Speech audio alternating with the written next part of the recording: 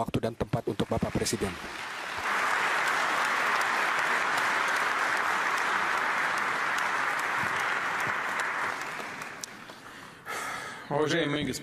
Yang mulia Bapak Prabowo Subianto, Yang mulia Sheikh Nasir, Yang mulia Bapak Din Xuexiang, Yang mulia Bapak Paul Mashatile, Bapak dan Ibu yang terhormat, saya menyambut salam kepada peserta dan tamu Forum Ekonomi Antarabangsa San Petersburg ke-28. Formatnya secara kebiasaannya menampilkan diskusi yang pokok dan penting tentang soal yang hangat hari ini, dan kami gembira bahwa wakil 140 forum ini sudah dihadiri oleh wakil 140 negara dan teritori. Tahun ini di antara soal ini atau sebagaimana kolega berkata di dalam rangka arah diskusi mutunya bertumbuhan di dalam syarat ekonomi dunia dan perubahan di dalam syarat ekonomi dan tantangan ekonomi dan sosial yang ada di berbagai wilayah dan melebat dengan kekuatan besar di Timur Tengah hari ini. Akhirnya perubahan iklim dan permasalahan perlindungan pelik yang butuh keputusan kita, dan tentu saja peralihan model teknologi baru yang berdasar pada platform digital dan kecerdasan buatan dan sistem otonomi yang bermampu mengambil keputusan tanpa manusia. Soal utama bagaimana membantu menyebarkan perubahan teknologi yang positif di mana-mana agar alat digital, alat teknologi baru menjadi tersedia kepada semua, memberi kemungkinan kepada semua negara untuk meningkat ke taraf berkembangan yang baru dan maju ke tingkat progres yang lebih tinggi, meraih supaya hasil terobosan teknologi memberi kebaikan dan manfaat kepada semua, termasuk kemungkinan untuk mendapat ketahuan yang lebih baik kepada semua untuk memenuhi prinsip keadilan yang paling utama. Berarti di dalam pidato ini saya akan membahas semua tugas yang ada di depan Rusia dan apa yang kita melakukan untuk memecahkan masalah ini dengan bisnis dan akademi dan masyarakat dan semua. Saya mulai dari tahun ekonomi Rusia tahun ini. Terlepas adanya latar belakang yang sulit, PDB Rusia pada 2 tahun terakhir tumbuh lebih dari 4% per tahun, yaitu tumbuh dengan tempo yang lebih cepat dari pertumbuhan ekonomi dunia. Kalau kita bicara dengan struktur pertumbuhan ekonomi tersebut, perkenankan saya menunjukkan indikator khusus yang disebut produk domestik bruto non-migas. Indikator ini sama sekali tak tergantung dari sektor-sektor yang terkait dengan produksi hidrokarbon. Demikianlah, pertumbuhan PDB sektor non-migas Rusia pada tahun 2023 masuk pada angka 7,2%. Pada 2024, 4,9%, hampir 5%. Jadi di sini angka tersebut lebih meyakinkan dan mereka lebih berdasar dibandingkan dari PDB secara umum. Dengan kata lain, peran sektor terkait produk mentah dalam dinamika perekonomian Rusia sudah tidak merupakan yang terdepan. Terlebih lagi, pada dewasa ini sektor produk mentah itu sudah tidak menguntungkan. Dalam kaitan itu, pertumbuhan PDB kita secara umum telah dan selalu tidak tergantung hanya pada sektor industri militer secara keseluruhan. Beberapa orang menganggap, ya tentu saja, ya industri militer berperan penting, tetapi sebenarnya kita harus secara perhatian melihat struktur 2 tahun lalu dengan keuntungan terjadi sektor pertanian, perindustrian, pekerjaan umum dan konstruksi, logistik, sektor jasa, keuangan, industri, teknologi informasi. Artinya sebenarnya secara praktis seluruh sektor utama yang secara sistemis penting bagi perekonomian domestik Rusia. О чем это говорит? Tentang О apa том, ini что bicara? благодаря Ini работе tentang bahwa десятков тысяч berkat puluhan предприятий и ribu pabrik компаний, dan их perusahaan dan seluruh коллективов, jajarannya, seluruh управленцев, bagian благодаря manajerialnya, инициативе, berkat труду inisiatif usaha миллионов dari jutaan usaha предпринимателей, kita, наша ekonomi экономика не nasional просто kita уверенно berkembang tidak развивается, hanya pesat, а tapi становится dengan более baik качественной, dan menjadi сложной berkualitas, и многогранной. solid dan Представление о российской экономике как исключительно сырьевой, зависимой от экспорта углеводородов, явно устарели. Они уходят в прошлое, реальность говорит о другом. Россия уже занимает 4-е место в мире по объему валового внутреннего продукта. В Европе первое. Это не надушенный население, а валовый внутренний продукт, то есть объем экономики. Но все-таки это очень знаковый показатель. Но, конечно, мало достичь этой позиции. Важно постоянно подтверждать статус одной из крупнейших экономик. Создавать комфортные условия, чтобы бизнес и отечественный, и из дружественных стран вкладывал khususnya bagi negara-negara sahabat, juga telah menyumbangkan sumber daya. Наша важнейшая задача текущего года обеспечить переход экономики на траекторию сбалансированного роста. Что это значит? Мы понимаем это таким образом, что мы должны добиться умеренной инфляции и низкой безработицы. По данным статистики, годовая инфляция уже снизилась до однозначных показателей менее 10%. Indikatornya di bawah 10%. Menurut pertanggal 16 Juli ini berada di angka 9,6%. Tentu saja di sini telah berperan aktif sejumlah faktor seperti usaha bersama pemerintah secara aktif dalam bidang pertumbuhan dan penawaran ekonomi dan juga pergerakan bank sentral. Bersama dengan itu yang menjadi pusat perhatian kita adalah dinamika inflasi yang menjadi lebih baik daripada yang diperkirakan oleh banyak expert.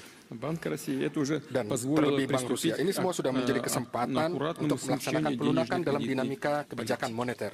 Tetapi perubahan nilai harga-harga konsumen tidak menggambarkan keadaan ekonomi sepenuhnya. Saya mengucapkan kembali pertumbuhan yang seimbang termasuk baik inflasi moderat maupun pengangguran rendah dan dinamika ekonomi positif terus adalah faktor yang penting.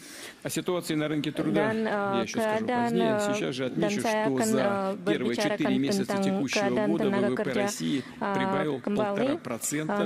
Nanti sekarang saya mau memperhatikan bahwa dalam 4 bulan tahun ini pertama BDP Rusia tambah 1,5% di dalam tahun ini. Dan saya tahu bahwa di dalam forum ini sudah didengarkan semua diskusi yang ada di dalam pemerintahan dan di bank sentral, dan saya yakin Anda sudah tahu semua informasi tentang ini.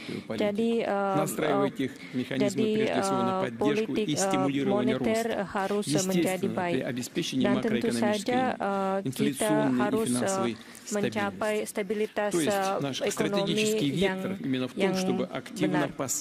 Dan langkah per langkah kita harus mengubah struktur ekonomi kita. Dan kita sudah mencapai banyak hal di sini, tapi harus maju terus untuk mendapat manfaat yang baru. Dan dalam sesi untuk membicarakan tugas strategis Rusia, kita sudah membahas semua masalah itu untuk menambah tempo perubahan ekonomi dan struktur ekonomi kita. Dan hari ini saya mau menggambarkan semua jurusan yang paling penting kepada kita. Yang pertama, perubahan tenaga kerja di Rusia dan konsumsi di Rusia. Untuk itu, baik orang pemuda dan orang dewasa bisa mendapat kemungkinan yang baru di dalam pekerjaannya. Dan kami pindah ke ekonomi berpendapatan tinggi dan tingkat pengangguran yang sangat rendah. Jadi pendapatan yang tinggi harus berdasar pada mutu tinggi dan produktivitas tenaga kerja. Dalam tahun terakhir, 25 tenaga kerja di Rusia sudah tambah 2.400.000. Kita berhasil merendahkan dalam sejarah kita mengurangi angka pengangguran. Apa yang penting, terdapat dinamika positif di seluruh subjek federasi kita, di mana terdapat masalah pelik dalam bidang ketenaga kerjaan. Kolega kita di Rusia tahu bahwa di sini, di Kaukasus Utara, ada pengurangan tingkat pengangguran. Misalnya, kira-kira 2 kali lipat. Ini adalah indikator yang baik. Di sini, bekerja dengan baik, dengan tepat kebijakan stimulus bagi ekonomi makro dan usaha aktif pemerintah daerah dengan dukungan program federal tentu saja dalam bidang ketenaga kerjaan. Juga yang tak kalah penting yaitu implementasi solusi teknologi secara luas seperti misalnya platform ketenaga kerjaan dan pasar digital atau marketplace. Terlebih lagi untuk kolega kita saya pernah berbicara bahwa saat ini di daerah Chechnya berkembang sekali. Khususnya, misalnya di Chechnya terlihat sekali dengan baik. Dan ini apa yang saya garis bawahi, telah tumbuh jumlah pekerjaan, lapangan pekerjaan bagi generasi muda yang baru saja masuk dalam pasar kerja. Mereka mendapatkan tempat kerja pertama. Sesuai angka pengangguran di kalangan generasi muda di Rusia masuk daftar terbaik di dunia. Di Rusia itu berada pada 7,5%. Sebagai contoh, seperti Prancis, Inggris, angka pengangguran kaum muda berada di angka 16 dan 11%. Intinya pengangguran kaum muda adalah masalah terpelik dalam bidang sosial ekonomi di dunia modern kita. Di Rusia seperti yang kita lihat pada umumnya, masalah ini kita berhasil dengan baik menyelesaikan. Saya pikir kita bisa mengatasinya. Tentu saja kita punya arah tujuan berusaha bersama. Namun saya garis bawahi kemajuan dalam bidang itu sangat kasat mata jelas. Dan akibat efek dari pekerjaan itu tidak hanya terlihat pada generasi muda. Di sini dilihat awal yang baik tuntutan pasar kerja menentukan nasib karir dan kualitas profesionalisme generasi muda. Posisi mereka di masyarakat itu sangat mempengaruhi usaha mereka dalam membentuk keluarga, merawat orang tua, mendidik anak-anak mereka, dan tidak hanya anak pertama, namun juga anak kedua, ketiga, dan seterusnya. Jadi dalam hal ini kita bicara tentang permasalahan kemasyarakatan, perekonomian, demografi, atau kependudukan. Selanjutnya, jumlah kesempatan kerja kita meningkat dalam bidang-bidang di mana terbentuk produksi hilirisasi pada sektor teknologi tinggi dalam ekonomi, termasuk di situ maksud saya dalam pengolahan teknologi informasi wisatawan dan bidang ekonomi persediaan, misalnya perdagangan dan pimpinan negara dan keuangan. Jumlah tenaga kerja di bidang itu turun secara objektif dan berdasar. Saya pikir semua orang tahu ini tendensi yang sangat bagus. Misalnya kalau kita melihat dinamika bidang informasi, tenaga kerja di bidang itu naik lebih dari 350.000 orang, dan di industri pembuatan lebih dari 10%, dan di bidang wisatawan dan perdagangan tenaga kerja turun lebih dari 3%. Jadi tendensi ini memperlihatkan perubahan yang sangat penting dan kita mau menggunakan alat platform digital selanjutnya juga. Dan tentu saja kita harus memberi orang yang bekerja di bidang ini alternatif yang baik. Untuk itu kita akan menstimulasikan penciptaan tempat kerja yang lebih modern dan menarik dan yang cocok untuk mode teknologi yang baru. Untuk memenuhi kebutuhan orang, kita harus memperbaiki undang-undang tenaga kerja untuk mencocokkan semua perubahan ini. Saya minta Duma negara untuk menyetujui semua perubahan secara cepat. Saya ulangi, tempat kerja dan tenaga kerja yang bermutu tinggi dan strukturnya baru adalah kunci untuk meningkat pendapatan warga negara. Dan ini masalah yang agak sulit, tapi kita sudah mengadakan banyak untuk memecahkan masalah itu. Dan kita sudah mencapai nilai keturunan kemiskinan yang rekor di negara kami di dalam sejarah. Pada akhir tahun yang terakhir nilainya 7,2. По итогам первого квартала текущего года по сравнению с тем же показателем год назад численность граждан с доходами ниже прожиточного минимума сократилась более чем на 2 миллиона людей. Tahun ini jumlah warga miskin sudah turun lebih dari 2 juta orang. Dan pada tahun 2000 taraf kemiskinan adalah 29%. Dan ini adalah keadaan kepada lebih dari 42 juta orang.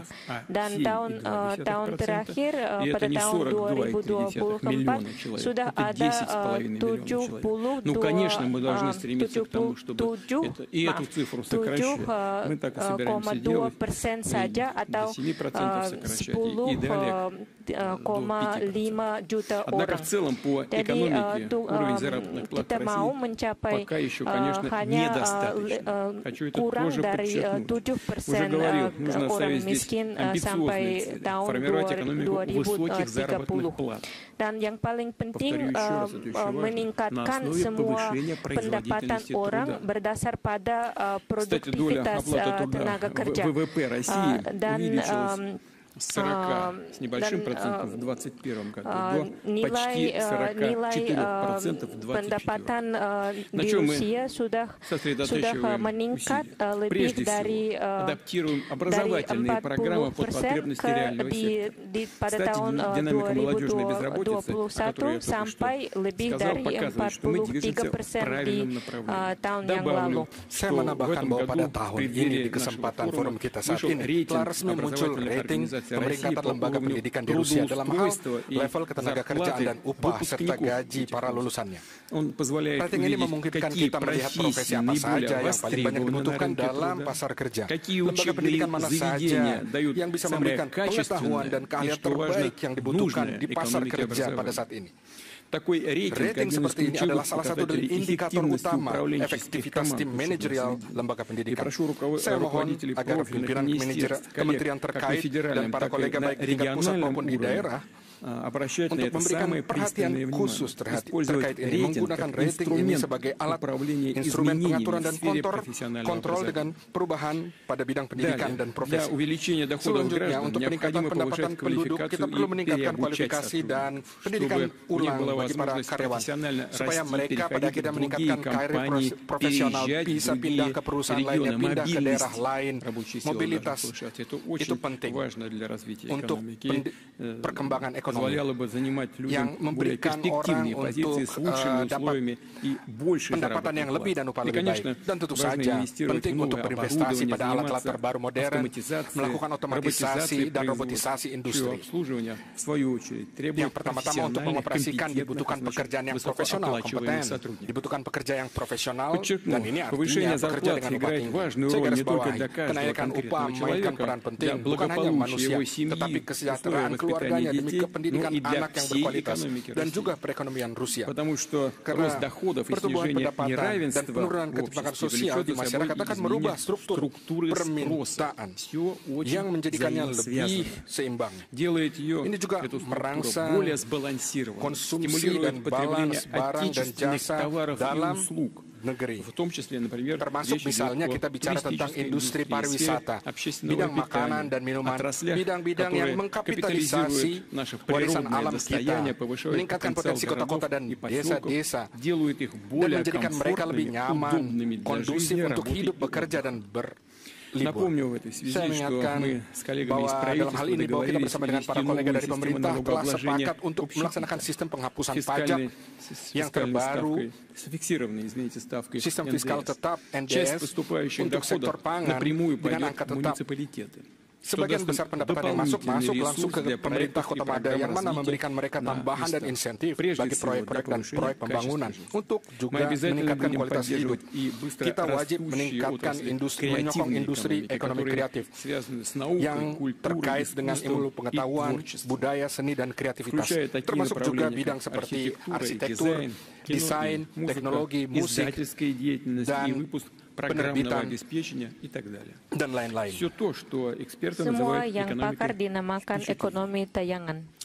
Pada tahun ini sudah undang-undang federasi termasuk kekuasaannya yang memberi dasar untuk membantu pembangunan industri kreatif.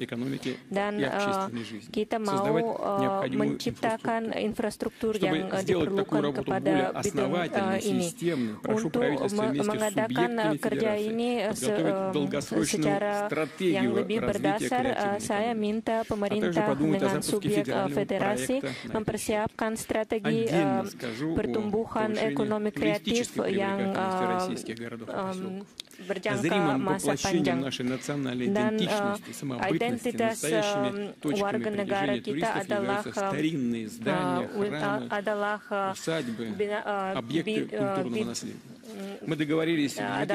objek wisatawan dan kebudayaan yang bersejarah. Jadi sampai tahun 2030 kita mau memperbaiki lebih dari 1.000 objek begitu di negara kita. Dan program pencobaan pemberian kredit kepada perusahaan yang memperbaiki objek ini sudah dilancar di Rusia dan sudah ada budget untuk melaksanakan program ini. Dan saya mau menyatukan semua langkah kita untuk memperbaiki objek wisatawan dan membela semua objek kesenian kita. Dan saya mau menciptakan mekanisme perwakilan dan pembelaan proyek begitu melalui korporasi pembangunan perusahaan kecil, dan kita harus menghindari birokrasi yang terlalu besar di dalam masalah ini. Dan saya minta semua di atas telah saya sebutkan tentang program penciptaan infrastruktur pariwisata. Saya ulangi bahwa Rusia setelah hati-hati tepat melibatkan teman-teman nasional kita dalam bidang pariwisata. Kita akan bangun iklim kondusif bagi kunjungan wisata dengan perhatian untuk pada perlindungan alam, perlindungan ekosistem. Ini baru satu contoh bagaimana Rusia merealisasikan agenda ekologi dunia dengan tidak merusak kekayaan alam hanya untuk kepentingan sesaat, justru menjaga dan memperbanyak itu demi kepentingan manusia, demi kelangsungan masyarakat dunia. Dalam tema ini saya mau mengangkat tema seperti kita pada dekade terakhir telah terkumpul jutaan ton sampah industri dan sampah tambang. Tentu saja mereka itu merusak alam dan merusak juga untuk manusia dan memberikan masalah bagi manusia. Saya tawarkan untuk kita memikirkan bersama proyek khusus mengeluarkan komponen berharga dari sampah itu. Teknologi dalam hal ini tentu diperlukan. Perlu untuk kita gunakan. Dengan demikian bisnis dapat secara bersamaan menerima keuntungan dan membantu menghapus tumpukan kerugian secara ekologis dan dalam hal ini merangsang perkembangan ilmu pengetahuan dalam negeri dan industrinya.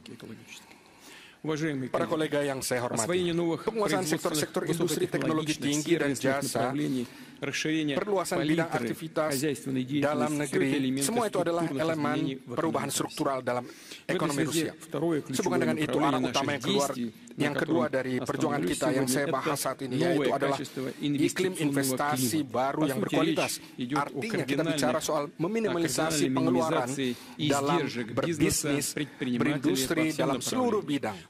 Mulai dari konstruksi, layanan komunikasi, proyek-proyek baru, sampai operasi kegiatan yang berjalan sampai saat ini, termasuk juga seluruh jenis biaya pengeluaran tarif legalisasi kenotariatan. Di sini kita bicara dalam hubungan yang dekat dengan daerah, industri-industri, dan lingkup pakar ahli. Kita bersama bisa berusaha membuat cita-cita bisnis, aktivitas investasi negara kita di tiap kota dan di desa menjadi bertumbuh besar di seluruh penjuru. Saya ingatkan lagi tugas yang kita tetapkan. Volume modal dasar di Rusia sampai ke tahun 2030 harus naik tidak kurang dari 60% dibandingkan dengan tingkat tahun lalu, tahun 2020. Pemerintah telah meluncurkan sistem dukungan bagi investasi di daerah. Sistem ini berisi bantuan penuh, kompleks bagi investor, bahkan hingga penentuan kolega dari tim daerah, pemerintah daerah, termasuk keuntungan pajak. Saya harap semoga seluruh daerah berhasil sukses dalam bidang penting ini. Bersama dengan dukungan investasi kita menyempurnakan kondisi dan iklim bisnis. Dan seperti sudah kita tahu, banyak tugas ke depan, pendaftaran perusahaan hingga penyelesaian masalah sampai ke bangkrutan. Sesuai tradisi, sesuai dengan forum kita, saya ingin melihat tentang hasil dari rating nasional kita dalam bidang iklim investasi, khususnya agen inisiatif strategis. Saat ini, sekarang peringkatan ini sudah melindungi, sudah ada lebih dari nilai-nilai lebih dari 82 dan peringkatan ini dikepalai oleh Moskow. Selanjutnya Republik Tatarstan dan wilayah Nizhny Novgorod.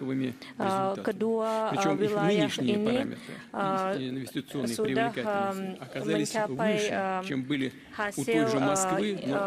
hasil penanaman modal yang baik, hampir sama dengan Moskow. Ini menggambarkan keadaan bahwa iklim penanaman modal menjadi lebih baik di wilayah. Di tempat ketiga terletak Republik Bashkortostan, dan dalam tahun terakhir lebih dari 57 wilayah Rusia sudah meningkatkan nilai-nilainya di dalam peringkatan ini. Dan saya mau menggarisbawahi beberapa wilayah sepertinya Chelyabinsk, Tver, Smolensk, Kaluga, Voronezh, Saratov, Sakhalin, wilayah kota-kota itu. Terima kasih.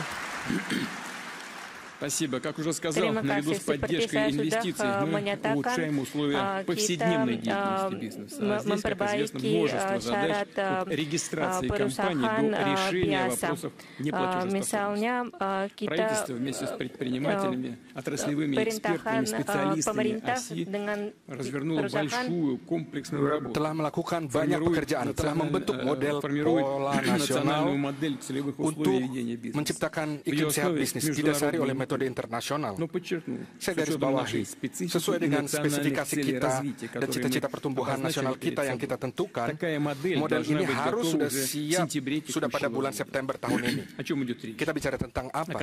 Tentang perubahan yang konkret, yang jelas bagi dunia bisnis dan terasa yang bisa diukur. Misalnya, pada tahun 2030, hampir 2 kali lipat bisa dikurangi. Misalnya untuk tenggang waktu penggabungan ke jalur listrik, atau lebih dari 1,5 kali untuk menghemat waktu yang dihabiskan untuk persiapan dan memasukkan aplikasi dalam pembayaran pajak. Orientasinya untuk model nasional agar pada tahun 2030 nanti Rusia menjadi masuk daftar 20 negara terdepan dunia dalam bisnis dengan mempertimbangkan metode internasional ini. Misalnya ini juga akan berguna bagi masyarakat kita dan partner kita dalam rangka BRICS. Yang paling penting agar iklim bisnis kita memberi kesempatan memperluas dan menguatkan dasar ekonomi kita menjadi lebih kuat. Dan dalam hal itu secara dinamis juga dan meningkatkan tujuan dengan jelas untuk peningkatan produk barang dan jasa. Pergerakannya seperti dalam pasar domestik dan dalam pasar ekspor. Saya garis bawahi bahwa kekuatan daya saing dalam negeri, industri pertanian, bidang jasa, dan banyak bidang lainnya harus didasarkan dalam teknologi dalam negeri kita sendiri. Itu adalah jalur ketiga untuk perubahan struktural ekonomi kita. Ekonomi kita harus menjadi lebih berteknologi. Dan itu bukan hanya harapan. Ini adalah tuntutan yang penting objektif pada saat ini. Panggilan atau tantangan pada saat ini yang harus kita lakukan adalah kita harus menjadi lebih kuat. Kita sudah melihat di depan mata kekuatan besar untuk melakukan membuat era baru perubahan teknologi.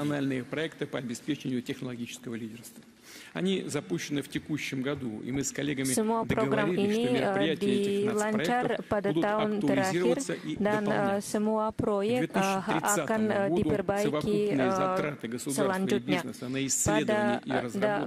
Sampai ke tahun 2030, semua pembelanjaan negara dan bisnis atas penelitian dan pembangunan dan pembuatan teknologi harus tumbuh tidak kurangnya dari 2% PDB. Dan pembaruan teknologi ekonomi Rusia adalah visi dana lebih dari 20 jabatan dana dan institut pembangunan di Rusia. Tetapi ada masalah bahwa banyak institusi mau mendapat proyek yang sama di dalam bidang teknologi ini. Jadi tidak lama masa yang lalu kita sudah menciptakan grup kerja yang khas untuk memperkembangkan semua teknologi di Rusia dan untuk mengorganisasi semua langkah institusi yang bermacam-macam di Rusia. Dan dalam 2 tahun yang terakhir ada banyak permintaan dari perusahaan untuk membuat teknologi baru sepertinya teknologi komputer, perobatan dan yang lain. Tetapi yang penting tidak membuat alat yang baru, tapi juga mengeluarkan dan memasukkannya ke masyarakat.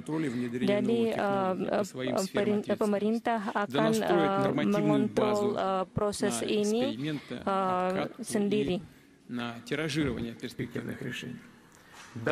Saya tambahi, ini menurut saya penting agar pemerintah menyiapkan laporan tahunan khusus tentang dinamika perkembangan teknologi Rusia, di mana di situ termasuk akan dinilai tingkat terbaru kedaulatan teknologi nasional kita dan solusi yang terdepan dalam menuju kekuatan teknologi, dan juga tempo implementasinya dalam bidang-bidang ekonomi. Sayangnya, tingkat saat ini, tingkat komersialisasi, penemuan ilmu pengetahuan alam dan di bidang universitas tidak begitu tinggi. Dan itu harus didukung oleh kampus-kampus dan lembaga-lembaga ilmu pengetahuan. Hanya satu penemuan dari 100 lembaga pendidikan. Itu sangat sedikit, tidak cukup. Dan diperlukan tindakan yang lebih aktif di antara lembaga pendidikan, institut, dan dunia bisnis. Harus mendukung satu sama lain. Program universitas industri ada di Rusia dalam rangka dunia bisnis yang berpengalaman telah bekerja sama dengan para mahasiswa yang berspesialisasi dalam bidang-bidang tertentu. Mereka sedang menyiapkan solusi teknologi dan produksi teknologi. Pada hasil yang pertama-tama yang sudah ada dalam proyek ini telah diundang lebih dari 270, diberikan 270 juta rubel untuk melakukan program ini. Dan pada tahun ini jumlah kampus telah meningkat 2 kali lipat. Saya memohon kepada pemerintah untuk memikirkan untuk memperbesar mekanisme ini untuk melakukan kerjasama dalam seluruh tingkat, mulai dari penciptaan ide proyek sampai realisasi bisnis. Yang penting juga di sini mereka harus meningkatkan atau membantu meningkatkan pasar IT, khususnya untuk memperluas kemungkinan untuk melakukan kredit melalui paten dan juga tanda paten. Mereka harus menjadi realitas untuk dunia bisnis yang membantu untuk mengimpuls dunia bisnis untuk pembangunan industri IT. Ini adalah melebihi sebanyak 12% daripada tahun yang terakhir. Kita akan mendukung merek Rusia yang baru. Misalnya dalam sebulan di Moskow ada kontes yang terkenal sebagai kenal orang-orang kita. Kebanyakan aplikasi untuk mengikut kontes ini adalah datang dari perusahaan yang kecil dan banyak perusahaan sekarang menjual produknya di marketplace.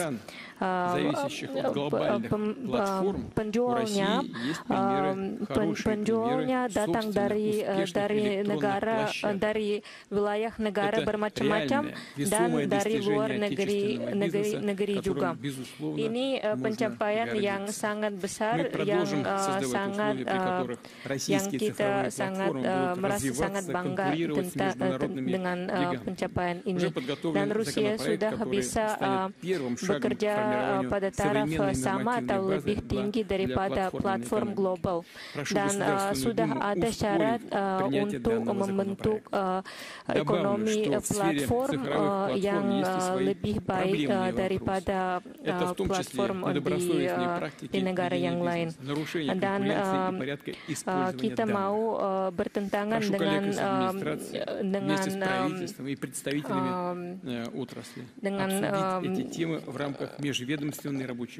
kita mau berlangsung berbicarakan masalah-masalah yang ada di dalam bidang ini di Duma negara, dan pada waktu sama kita mau bekerja lebih banyak dengan bidang perdagangan offline juga. Dan sekarang kita mau memperbaiki bidang perdagangan tradisional juga, dan tetapi sekarang yang paling penting itu menyesuaikan syarat perusahaan dengan kebutuhan ekonomi platform. Dan kita harus mempergunakan semua kemungkinan ini kepada perusahaan kecil. Jadi saya minta pemerintah untuk memiliki platform negara, termasuk garansi korporasi internasional, korporasi UMKM. Lalu, tentu saja solusi yang terbaik termasuk solusi digital perlu kita implementasikan untuk memperkuat perdagangan luar negeri. Maksudnya di sini untuk bidang logistik, garansi, asuransi, pembayaran, dan sistem pembayaran. Kita sudah memiliki komisi bersama untuk bekerja untuk dilakukan pada pembangunan pabrik, mobil, transportasi, dan jalur darat. Sekarang sudah ada dalam platform elektronik. Terdapat kontur transportasi Rusia termasuk untuk mobil, pesawat, kereta, dan transportasi laut dan sungai. Ini kita bicara tentang pembangunan platform nasional digital untuk bidang logistik, khususnya untuk dasar teknologi, untuk memiliki perkembangan dan membangun arteri internasional termasuk di dalam teritori negara kita. Khususnya Transartika, koridor dari Saint Petersburg sampai Murmansk, sampai Vladivostok, dan lain-lainnya. Terkait dengan sistem pembayaran, infrastrukturnya, kita telah bekerja sama dengan para kolega dari BRICS. Tentu saja dibutuhkan pengalaman negara-negara sahabat kita, khususnya untuk pembangunan valuta nasional digital. Di Rusia, proyek pilot telah direalisasikan 2 tahun lalu. Telah dikerjakan seluruh operasi khusus dasar, termasuk pembukaan dan penutupan rekening, transfer antara perorangan atau badan hukum, pembayaran, perdagangan, dan jasa. Sekarang tugas kita untuk menggunakan rubel digital secara masif untuk warga negara dan juga untuk pemerintah. Saya pikir saya memohon pada Central Bank dan pemerintah untuk mempercepat proses penggunaan digital ini dalam kehidupan sehari-hari. Jalur perubahan ekonomi struktur keempat adalah peningkatan mutu perdagangan luar negeri. Sudah ada tugas untuk tumbuh ekspor migas di Rusia. Untuk itu kita akan memperkembangkan hubungan dengan mitra kita, menghindari penghalang perdagangan dan membuka niche pasar baru. Dan misal yang bagus kerja seperti ini adalah rencana strategis, rencana kerjasama strategis dengan Republik Masyarakat Cina sampai tahun 2030. Dan rencana seperti ini sudah dibahas dengan India. Dan kita akan lanjut merealisasi proyek nasional, kooperasi internasional dan ekspor. Dan pada tahun yang akan datang kita bekerja sama dengan negara-negara dekat kita, yaitu Belarusia, Uzbekistan, dan Kazakhstan, dan juga di Turki dan Vietnam. Dan kita akan mengadakan proyek besar di bidang energi, termasuk energi nuklir dan industri pembuatan. Dan tambahannya ekspor yang non migas itu adalah hanya bagian yang kecil dari tugas perdagangan luar negeri kita. Dan semua tugas yang ada di depan kita ada banyak tugas. Dan di Rusia kita mau bekerja dengan tugas untuk berkonsentrasi untuk membuat teknologi yang lebih sulit dan produk dan jasa yang lebih sulit. Dan kita mau memindahkan pembuatan teknologi yang lebih sulit ke negara kita. Dan syarat ini akan membantu membuat saya tugaskan pemerintah bersama untuk melakukan pekerjaan konkret kita dalam bulan-bulan depan ini. Kolega yang saya hormati, keuangan, infrastruktur adalah sektor real dalam ekonomi Rusia dan dibutuhkan kecepatan dan tanggapan yang cepat terhadap ancaman luar dan kebutuhan dan perubahan pemerintahan untuk warga negara kita dan bagi partner luar negeri kita. Pendekatan ini secara penuh kita lakukan bukan hanya untuk warga negara, sektor warga negara, tetapi juga ke sektor pertahanan dan keamanan. Dan secara kardinal, perubahan di sini adalah arah kelima dari pembaruan ekonomi kita dan secara umum perkuatan kedaulatan kita. Prinsip kunci di sini adalah pertama, teknologi dalam seluruh tahap dari pengolahan dan industri logistik, pembelian dan jaminan sektor-sektor terkait. Kita perlu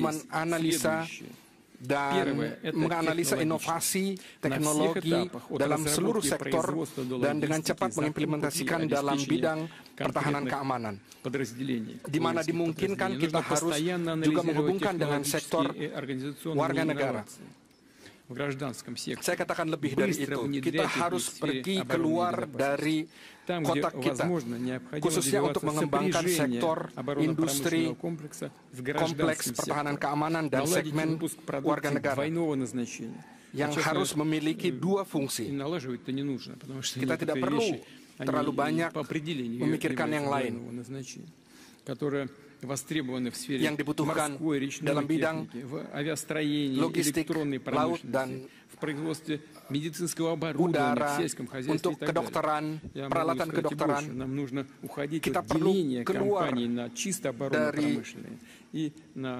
pembagian perusahaan, pembagian konsep perusahaan pertahanan keamanan dan perusahaan biasa. Situasi ini berkembang bahwa ini lebih bersaing. Teknologi tinggi dan holding teknologi tinggi harus bisa memutuskan masalah khususnya dalam bidang pertahanan keamanan dan bidang kemasyarakatan. Yang kedua itu kecepatan perubahan itu sendiri. Leader bisnis dunia, khususnya perusahaan-perusahaan kita di Rusia, waktu demi waktu merealisasikan produk mereka untuk mengurangi waktu produksi dan bahkan dalam bulan, hitungan bulan. Bukan hanya bulan tetapi dalam hitungan minggu dan bahkan hitungan hari. Bidang pertahanan keamanan harus berorientasi khususnya untuk standar itu. Yang ketiga adalah kemudahan untuk berubah. Ini kita bicara tentang peningkatan peran para komandir atau kepala staf militer kita untuk industri militer kita, khususnya untuk pengambilan keputusan untuk implementasi teknologi. Justru saya pikir para kolega kita, khususnya dalam seluruh sektor, saya pikir semua setuju dengan pendapat saya. Kita perlu agar semua ini bisa dilakukan dengan cepat. Yang keempat, efektivitas ekonomi, langkah untuk memastikan keamanan dan pencapaian tujuan penyelamatan negara. Misalnya, penggunaan sistem pengawasan dan kontrol dengan penggunaan kecerdasan buatan yang memperbolehkan menurunkan justru jumlah pelanggaran di Moskow dan alat yang tanpa pemudi yang agak murah dan penggunaannya untuk melawan alat militer yang sangat mahal dari lawan Rusia. Seumumnya industri militer kita berkembang dengan tempo yang sangat baik, dan saya akan mau menggarisbawahi bahwa pada dasar teknologi yang baru, kita akan meningkat kemampuan tentara Rusia dan modernisasi objek infrastruktur militer. Dan pada waktu sama kita akan bekerja sama dengan negara-negara mitra dan sahabat kita untuk mempersiapkan tenaga kerja dan pabrik dan infrastruktur industri yang diperlukan bersama. Hari ini saya menggambarkan 5 jalur perubahan ekonomi Rusia struktur yang utama dan pelantikan dan semua perubahan struktur di ekonomi kita akan memperbolehkan mencapai dinamika yang baik di dalam ekonomi kita. Saya mau memperingati bahwa sekarang kita berpengalaman perubahan yang paling besar di dalam sejarah kita.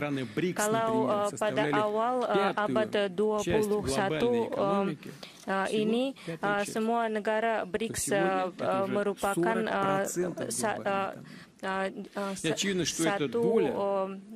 dari 5 bagian di dunia, di ekonomi dunia, tapi sekarang kita melihat bahwa bagiannya bertumbuh terus. Itu akan berlanjut terutama karena bagian negara-negara selatan akan tumbuh seterusnya. Karena undang-undang ketika masyarakat miliar emas menghisap sumber daya dari negara-negara kecil hanya demi kepentingan negara-negara elit. Itu bahkan disebut elit. Tapi justru hanya untuk kepentingan elit negara-negara yang menganggap diri mereka elit. Misalnya Amerika Serikat dalam 10 tahun terakhir, mereka menganggap elit. Ini kan adalah data yang terbuka, bisa kita lihat. Untuk warga negara biasa, kelas menengah ke bawah, itu bisa saja menjadi dasar perubahan kita yang kita inginkan, khususnya dalam bidang politis juga. Dan kita harus mencapai supaya seluruh perubahan ini berpengaruh terhadap peningkatan kualitas hidup khususnya negara kita, terkait dengan pendidikan, iptek, teknologi, infrastruktur. Justru prioritas ini memberi arti Rusia merealisasikan agenda terbaik dan terbarunya. Sektor-sektor strategis yang saya sebutkan hal ini perlu menjadi stabil, berjangka panjang, dan menumbuhkan modal, khususnya dalam kaitan dengan perusahaan PMA, investor, untuk menjamin mereka, untuk membangun platforma yang lebih adil pembangunan dunia. Itu harus menggabungkan mekanisme investasi dan standar teknologi, keuangan, logistik, instrumen perdagangan, dan solusi lain. Saya ulangi, tugas kita bukan hanya untuk memodernisasi mekanisme yang lama, globalisasi, tapi juga itu menurunkan artinya. Kita harus menawarkan model yang baru, model pertumbuhan dunia yang bebas dari manipulasi politik, yang mempertimbangkan kepentingan nasional negara-negara di dunia. Dan tentu saja model ini harus difokuskan pada kebutuhan warga negara dan pada keluarga mereka. Dalam summit BRICS yang terjadi pada musim gugur tahun lalu di Kazan, 35 negara hadir, khususnya itu mewakili 2/3 penduduk planet ini. Dan itu setengah ekonomi dunia. Itu menunjukkan bahwa ini adalah kebutuhan yang sangat penting yang dibutuhkan untuk masa depan.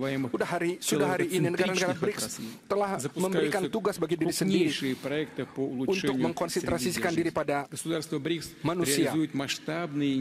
Negara BRICS merealisasikan inisiatif besar untuk bidang energi atom, aviasi, robot teknik, IT industri, dan juga inteligensi buatan. Dan tentu saja perhatian khusus kita berikan kepada hubungan di antara negara-negara BRICS untuk saling berdagang atau pertukaran perdagangan antara negara-negara kita sudah meningkat hingga triliun dolar dan terus bertumbuh.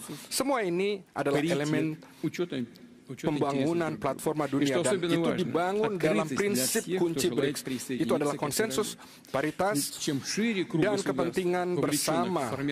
Dan yang penting juga keterbukaan untuk semua.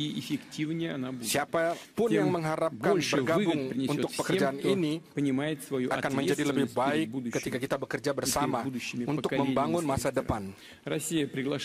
Dan Rusia mengundang mitra kita untuk memberikan kontribusi dalam pembentukan model perkembangan global yang baru. Kita bersama kan meyakinkan kemakmuran negara-negara kita dan perkembangan seluruh dunia yang stabil. Untuk itu kita mengadakan dialog terbuka di Moskow pada tahun ini dan yang dihadiri oleh lebih dari 100 negara. Dan kita harap membuat format itu reguler. Tantangan global yang ada di depan dunia modern ini membutuhkan jawaban secara global. Menyelesaikan masalah-masalah tidak bisa dilakukan sendiri, khususnya untuk merugikan negara lain. Itu tidak dimungkinkan. Ini hanya ilusi. Hanya dengan bersama, melakukan secara bersama, khususnya dalam rangka BRICS dan format lain, itu bisa menjamin pergerakan seluruh sivilisasi peradaban dunia untuk lebih maju. Terima kasih atas perhatiannya.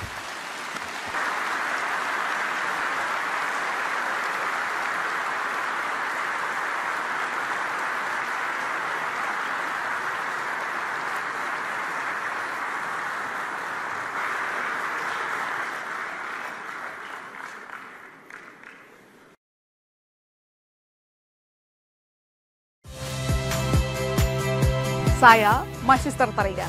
Saksikan program-program Kompas TV melalui siaran digital, pay TV, dan media streaming lainnya. Kompas TV, independen, terpercaya.